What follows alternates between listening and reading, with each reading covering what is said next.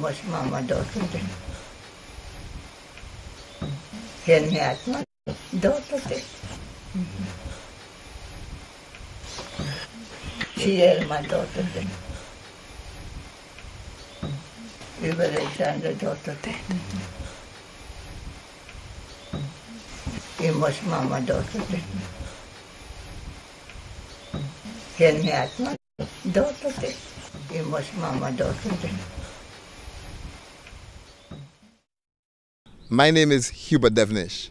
I'm a linguist. I study Caribbean Creole languages, and I'm going to introduce you to one of the languages I study, Berbice Dutch Creole.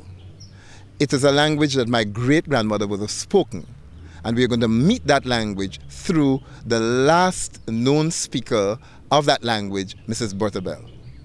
Henny Hartman. Henny Hartman, daughter de. She is my daughter de. She is my daughter de. Amelia. Abel Alexander. Abel Alexander daughter de. What about Chiema? Daughter de. You would have heard her say over and over again, Dotete, Dotete, Dotete. Dotete means in Berbice Dutch Creole, dead. And she was saying that after the names of all of the people who used to speak the language but who were now dead. For me, that was a requiem for a language. All of the speakers, all of the names, Berry and all of the others, were dead. And as we heard it, we thought about the origins of that word. The Do is from a language called Kalabari in southern Nigeria that means die, and then the Te means has died. But what has happened in Berbice Dutch Creole is that the whole form Dotete was borrowed from Kalabari and they added on another Te to it. So in a sense you have has completely died if you take the literal meaning. And as we listened, we simply heard Dotete, Dotete, Dotete. Requiem for a language. Languages are like people. They are born, they grew up, and then eventually they get old, and then they die. What we have here is Bertha Bell at 103 back in the year 2003, the last known speaker of a dying language. Guyana was made up of 3 former Dutch colonies, those of Berbice, Demerara, and Essequibo. Dutch Creoles were spoken in all 3 of these colonies, but Berbice Dutch Creole was quite special. It had a vocabulary in which about 40% of its basic words came from a single West African language, Kalabari, which is a member of what they call the Eastern Ijo language group. We have already heard about Dote and Te, but there are other words like Mingi for water, like Yefi for eat, like Beefy for speak, which also come from Eastern Ijo. Berbice Dutch Creole also took some of its basic vocabulary from Arawak, the indigenous language spoken in the coastal areas of Guyana near the former Dutch settlements. One of these words is likely to have been Berbice. This word is also used as the name for the main river which runs through the areas where Berbice Dutch Creole was formerly spoken. In 2003, everybody who knew anything about the language presumed that all the speakers were dead. But I got news from the linguist Ian Robertson, who had rediscovered the language back in the 1970s, that there was indeed at least one last speaker who was still alive. So we flew with a group of linguistics students from Trinidad and Jamaica down to Guyana. We traveled overland to Jubilee Ranch on the Berbice River, which was the site of plantation Pear Boom, which was owned by the founder of the Berbice colony, Abraham Van Peer, way back in the 17th century. We walked down the hill from the ranch to the Berbice River, the Berbice as they call it. And we got into a speedboat which took us across the river, but slightly downriver as well. We disembarked and walked towards the home of Bertha Bell. As I was going along, was wondering to myself, just like everybody else, what it would be like to meet a 103-year-old woman who was the last representative of a language and culture that had all but disappeared.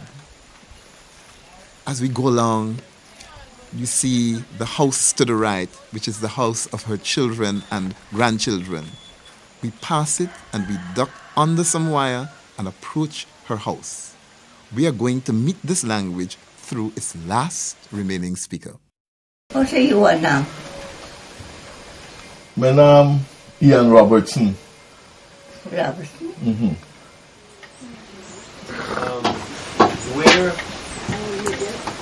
Where actually was she born, or where did she live when she was a child? Okay. Wanga you bante? You bante hiwi? Repubi. Matara. Matara, you bante with Matara. You see, same thing, right? Was when was the first time she heard English? Does she know? Okay. Teach you a yungu. You learned Berbice for you learned English? Linda. Teacher called Yungo. That's all. You will be Monica. Anyway. Maybe Dutch. Dutch. English and Dutch. You will be your English better Dutch. Motor school Dutch. Motor school in Dutch. Dutch moika. Dojo book moi publifica. But English moi publifica. You will be fluent in English. You so easy.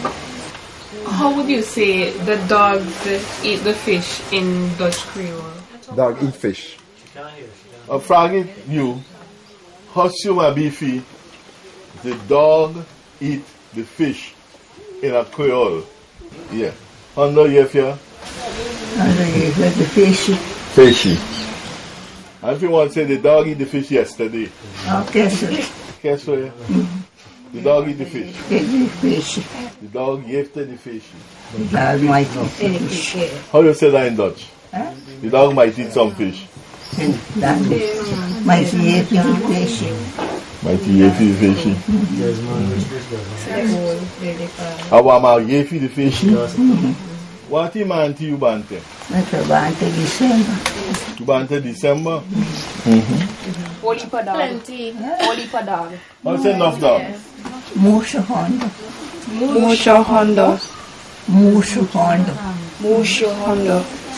Plenty dog. The spirit. To see how you go with it, son. Bertha was having fun, the time of her life. And then came that tail end of the conversation where she said to one of the students, "See how your body them tan up?" Which means, see how your breasts are standing up and firm? And I think I know exactly what she was going to say after that if the students hadn't interrupted with that laughter of embarrassment. I think she was going to say that once upon a time, my breasts too were firm and standing up just like yours, and so too was my language and my culture. But now tell me, what do you think?